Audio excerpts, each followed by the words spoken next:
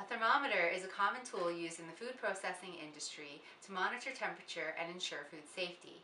It's important that thermometers are accurate, and the only way to verify this is by calibrating them. Hi, I'm Sylvia Chong of Foundry TV, where food entrepreneurs can get insider tips and advice on how to master their small-scale food processing operations. In today's episode, I'm going to show you how to calibrate a thermometer. To calibrate a thermometer, you'll need to get a thermometer and some tools. I recommend that you follow a standard operating procedure and record your calibration activities in a log. I'm going to calibrate 4 different thermometers today. So we have here a candy thermometer, a cooler freezer thermometer, a probe thermometer, and a laser thermometer. I have an ice bath filled with ice and some cold water. I've added just enough cold water to fill in the cracks. You don't want to have your ice floating.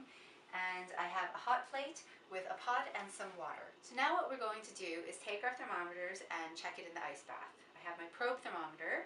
I'm going to place it in the geometric center, making sure that the probe itself doesn't touch the sides of the container. And I'm just going to let that temperature stabilize and see what we get. So I've waited about 30 seconds and my temperature seems to be stabilizing at about minus 0.5 degrees Celsius. For this particular model, it can be calibrated in the ice bath only. So what I'm going to do now is I'm going to press the cal button and hold it. And then that should flash right to 0. And there we go. We're at 0 degrees. Okay. The next one is our fridge freezer thermometer, and I've taken it out of its case because the case isn't really very waterproof anyways, so I'll have to dry this after. But I'm just going to put this right in there, and I'm going to let that stabilize. And that's reading exactly at 0. Okay, so that one's good. And this is a candy thermometer, so it doesn't actually go to 0. I can't use this method. Let's try our laser thermometer now. And I'm going to try and get some consistent readings here.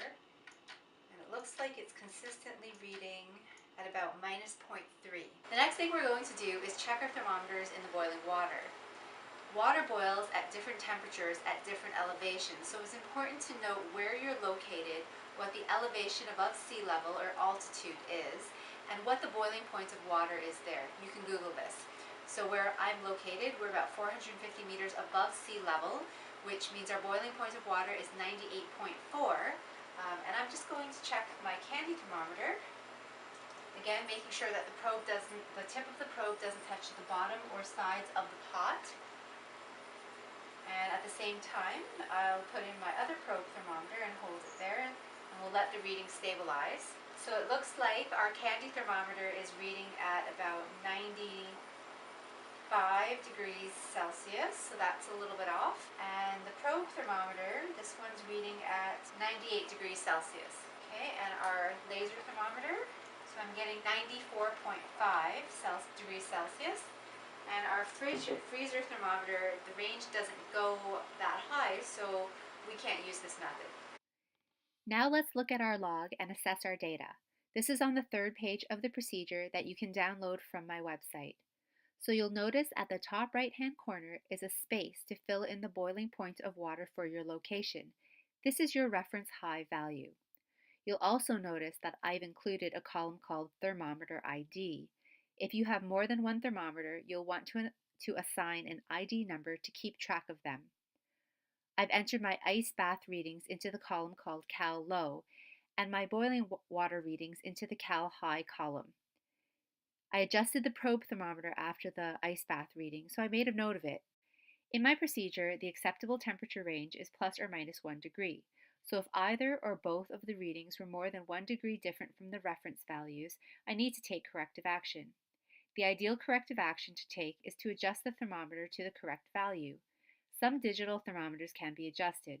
Refer to the manufacturer's instructions to find out if this can be done, and if so, how. If your dial thermometer can be adjusted, you'll find a nut connecting the stem to the back of the face. Take some vice grips or a pair of pliers and adjust this to the correct temperature. The laser thermometer we checked could not be adjusted. If your thermometer can't be adjusted, the next best option is to have it factory calibrated. Check with the manufacturer to find out if this service is available. When we tested the laser thermometer, we discovered that it was reading inaccurately. If you run into a situation like this, I recommend you order a spare and send your thermometer for factory calibration when you receive the spare. In the meantime, you can continue to use your thermometer with the correction formula as a temporary solution. So, for example, if the thermometer reads 74 degrees Celsius, what would our corrected or true value be? You can use either formula that I've provided. They both give you the same answer. So from this, we know that when the thermometer reads 74 degrees Celsius, the corrected or true value is actually 77.1 degrees Celsius.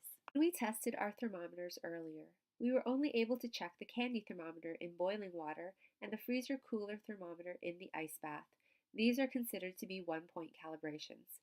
The candy thermometer was reading inaccurately, so in this situation, we must replace the thermometer and cannot use a correction formula.